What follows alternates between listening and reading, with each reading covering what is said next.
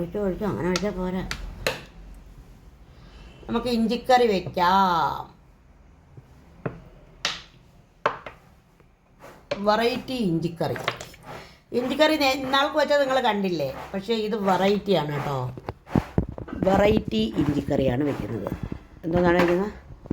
Variety ginger കറി. അപ്പോൾ എണ്ണ ചൂടാവട്ടെ. അടുത്തതായിട്ട് നമുക്ക് ബാക്കി നോക്കാം.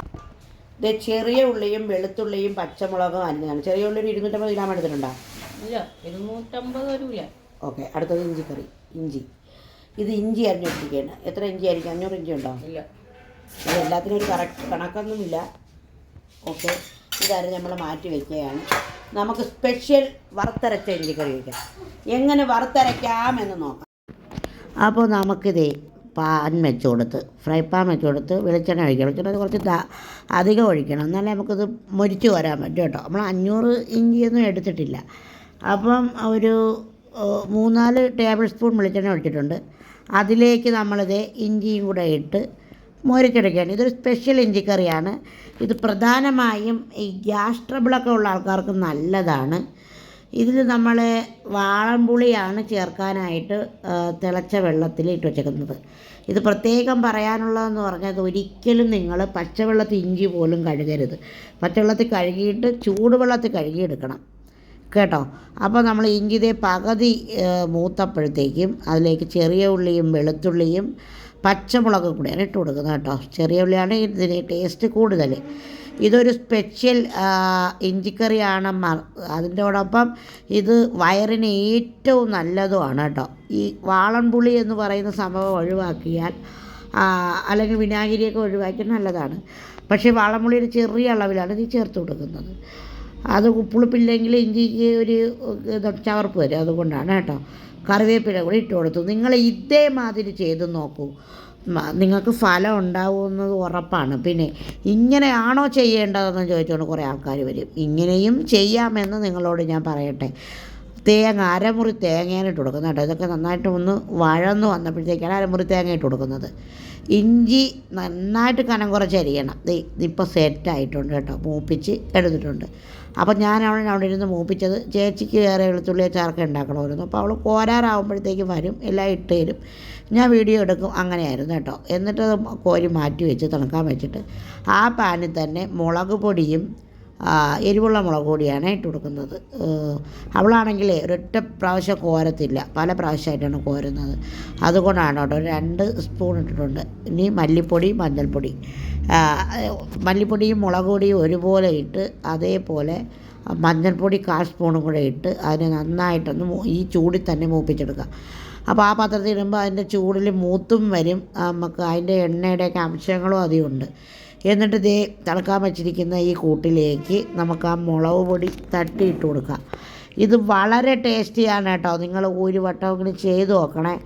ഇനിയിപ്പോൾ ഇതിന് അടിയിൽ കമൻറ്റിൻ്റെ മേളായിരിക്കും. ഇങ്ങനെയല്ല ചെയ്യാനുള്ളത്, ഇങ്ങനെയല്ല ചെയ്യാനുള്ളത്. ഇത് ഒരു എൻ്റെ നാട്ടിലെ എൻ്റെ വീട്ടിലെ രുചിയാണ് എനിക്കിഷ്ടമെന്ന് പറഞ്ഞിട്ട് ലോകത്തുള്ള എല്ലാ മനുഷ്യരും അതുപോലെ ചെയ്യണമെന്ന് നമുക്ക് വാശി പിടിക്കാൻ പറ്റില്ലല്ലോ.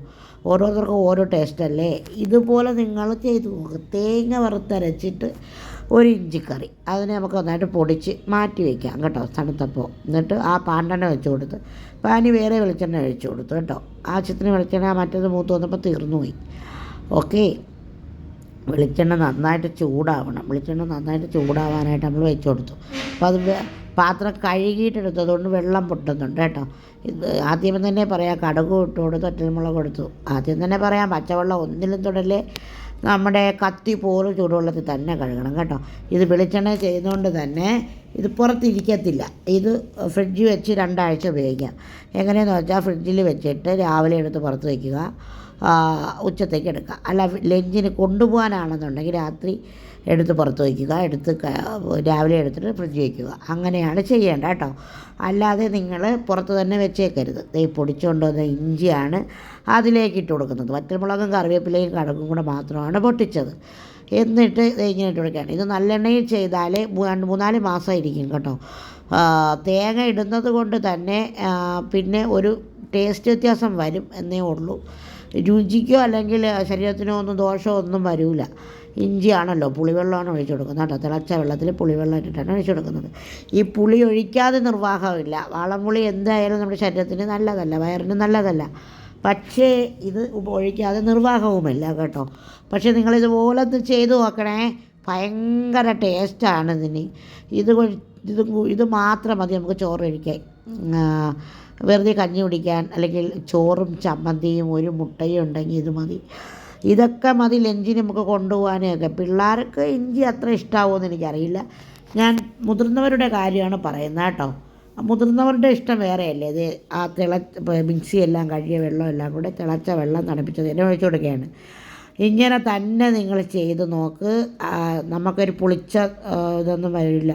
2 ദിവസം കഴിയുമ്പോൾ പുളിച്ചൊരിത് വരില്ലേ, പച്ചവെള്ളം ഒഴിക്കുന്നത് കൊണ്ടാണ്. പച്ചവെള്ളം ഒന്നും ഒഴിക്കരുത്, എങ്ങും പച്ചവെള്ളം ഒഴിക്കരുത്. ഉപ്പാണ് ആവശ്യത്തിന് ഇട്ട് കൊടുക്കുന്നത്. ഉപ്പ് ആവശ്യത്തിന് ഇട്ട് കൊടുത്ത് നന്നായിട്ട് ഇളക്കാം. ഉപ്പ് ഇങ്ങനെ പുളിയും കൂടെ ഇട്ടത് കൊണ്ടും എരിവും എല്ലാം പിടിച്ചു വന്നത് കൊണ്ടും ഇതറിയില്ല കേട്ടോ. അപ്പോൾ ഉപ്പ് ഇട്ട് കൊടുക്കണം.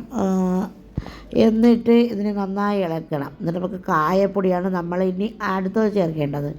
കായപ്പൊടി ചേർത്ത് കൊടുക്കും. നമ്മളിതിലേക്ക് കായവും വെളുത്തുള്ളിയും ഇഞ്ചിയും ചെറിയുള്ളിയും എല്ലാം ഔഷധ ഗുണമുള്ളതാണ് ചേർത്തേക്കുന്നത്. അപ്പോൾ ഇത് ഇപ്പോൾ തിളച്ച് കുറുകുന്നുണ്ട് കേട്ടോ. ഇതൊരു ഹെൽത്തി തൊടുകറിയാണ് എന്നത് ഒരു തർക്കവും ഇല്ല. നല്ല മില്ലിലാട്ടിയ വെളിച്ചെണ്ണ തന്നെയാണ്. ഇന്നൊരാൾ എന്നോട് ചോദിച്ചു, വെളിച്ചെണ്ണ നിങ്ങൾ മില്ലിലാട്ടിയത് തന്നെയാണോ വാങ്ങിക്കുന്നത്, കെമിക്കൽ ഒരുപാടുണ്ട് എന്ന് പറഞ്ഞു. നമുക്കറിയില്ല എവിടെയൊക്കെയാണ് കെമിക്കലുള്ളത് എന്നൊന്നും നമുക്കറിയില്ല. നമ്മൾ അത്രയും നല്ല ഇടത്തു നിന്ന് തന്നെ ഓരോന്നും മേടിക്കാൻ നോക്കും കേട്ടോ. ശർക്കരയാണ് ഇട്ട് കൊടുക്കുന്നത്. ഒരു ചെറിയുണ്ട ശർക്കരയും കൂടി ഇട്ട് എടുത്തു. ആഹാ പൊളി. ഇത് തെക്കരുടെ ഇഞ്ചിക്കറി, ഒരുപക്ഷെ പാലക്കാടുകാരുടെയും ഇഞ്ചിക്കറിയാണ്. തേങ്ങ അരയ്ക്കുന്നത് അവരാണെന്ന് എൻ്റെ ഒരു ഫ്രണ്ട് പറഞ്ഞിട്ടുണ്ട്. പണ്ട് നൈമിത്രയ്ക്ക് നമ്മൾ തേങ്ങ അരച്ച് ഒരു ഓണത്തിന് വെച്ചിട്ടുമുണ്ട് കേട്ടോ. പക്ഷേ അത് നല്ലെണ്ണ ആയതുകൊണ്ട് തന്നെ എനിക്കത്ര ടേസ്റ്റ് എനിക്കങ്ങോട്ട് ശരിയായില്ല. നല്ലെണ്ണ ചിലർക്ക് ഇഷ്ടപ്പെടില്ലല്ലോ. എനിക്ക് ഈ നല്ലെണ്ണയുടെ ടേസ്റ്റ് അച്ചാറുകൾക്ക് ഇഷ്ടമല്ല. പക്ഷേ നമ്മൾ ഇരിക്കാൻ വേണ്ടി ചെയ്യുന്നതാണ്. ഒരുപാട് പേരും നല്ലെണ്ണ മതി എന്ന് പറയാറുണ്ട്. പക്ഷേ വെളിച്ചെണ്ണയിൽ ചെയ്താലും നമുക്ക് ഇരിക്കത്തില്ല. ഒരാഴ്ച വാങ്ങിക്കുന്നവർക്ക് പെട്ടെന്ന് ചീത്തയാവും. ഇത് കുറുകി വന്നിട്ടുണ്ട്, എണ്ണയൊക്കെ തെളിഞ്ഞ്. ഇനി നമുക്കൊരു കിണ്ണത്തിലോട്ട് കോരാം. നമ്മൾ കിണ്ണം എന്ന് പറയുന്നത് ദേ കിണ്ണത്തിൽ കോരി വെച്ച് ചോറും ഇഞ്ചിക്കറിയും മാത്രമായിട്ട് ഞാൻ കഴിക്കാൻ പോവുകയാണ്. അപ്പോൾ നിങ്ങൾക്ക് ഈ വീഡിയോ ഇഷ്ടമായെങ്കിൽ നിങ്ങൾ സപ്പോർട്ട് ചെയ്യണം. നിങ്ങൾ ഇതേപോലെ ഉണ്ടാക്കി നോക്കണം.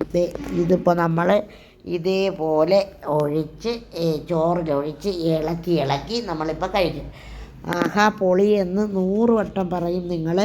നിങ്ങൾ ഒരു വട്ടം ഇങ്ങനെ ചെയ്ത് നോക്കിയിട്ട് നിങ്ങളുടെ അഭിപ്രായങ്ങൾ കമൻ്റായിട്ട് എഴുതണം കേട്ടോ.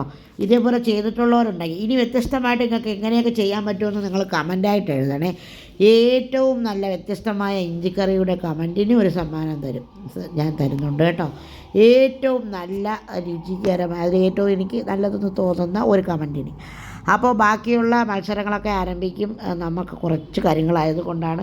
കഴിഞ്ഞ പ്രാവശ്യത്തെ കുറച്ച് പേരുണ്ടായിരുന്നു, അവരെയൊക്കെ ചേർത്തിട്ടൊരു ഇത് ഫേസ്ബുക്ക് പേജിൽ നമ്മൾ ഇടുന്നത്. അപ്പോൾ യൂട്യൂബിൽ നമുക്ക് മത്സരമൊക്കെ നടത്താം. എല്ലാവരും ആക്റ്റീവായിട്ട് കാണണം. കുറച്ച് സപ്പോർട്ടേ യൂട്യൂബിൽ നിന്ന് കിട്ടുന്നുള്ളൂ കേട്ടോ. അപ്പോൾ എല്ലാവരും ഒന്ന് സപ്പോർട്ടൊക്കെ ചെയ്യണം. ഓക്കെ, നമുക്ക് നമ്മുടെ ജീവിതമാർഗവും കൂടി വീഡിയോയും കൂടി ആണ് എന്ന് നിങ്ങൾ മനസ്സിലാക്കണം. ഇത് ഇഞ്ചിക്കറിയും ചോറും കൂടെ, അതിൻ്റെ ആ ഒരു ഇഞ്ചിക്കറിയുടെ ഒരു ടേസ്റ്റ് അറിയാവുന്നവർക്കറിയാമല്ലോ. പണ്ടൊന്നും ഞാൻ ഇഞ്ചിക്കറി കഴിക്കില്ലായിരുന്നേ. പിന്നെ ഇഞ്ചിക്കറി എൻ്റെ ഫേവറേറ്റായി കേട്ടോ. അത്ര നല്ല ടേസ്റ്റാണ് ഇഞ്ചിക്കറിക്ക്. ഇഞ്ചിക്കറി കൂട്ടി ചോറ് മാത്രം കഴിച്ച് നോക്ക്. അതീവ ടേസ്റ്റിൽ നമുക്ക് ചോറ് കഴിക്കാൻ പറ്റും. മറ്റൊരു കറിയും നമുക്ക് വേണ്ട. പക്ഷേ ഇരുന്നൊരു പുളിച്ച ഒരു ടേസ്റ്റ് വന്നാൽ അത് കൊള്ളത്തില്ല. ഇങ്ങനെ ഫ്രഷായിട്ട് നമുക്കൊരു 2 ആഴ്ച വരെ ഇത് വെച്ചേക്കാം. ഫ്രിഡ്ജിൽ വെച്ചിട്ട് അപ്പോഴത്തന്നെ എടുത്ത് കഴിക്കരുത്. അപ്പോൾ തന്നെ കഴിച്ചാൽ അതിന് ഒരു ടേസ്റ്റും കാണത്തില്ല. ഇത്രയും പറയാതിരിക്കുന്നു, ഇത്രയും തള്ളാതിരിക്കുന്നു എന്ന് നിങ്ങൾക്ക് തോന്നും കേട്ടോ. അപ്പോൾ ഇത്രയേ ഉള്ളൂ ഈ വീഡിയോ. നിങ്ങൾ സപ്പോർട്ട് ചെയ്യും. ഒരുപാട് സ്നേഹത്തോടെ ദീജ.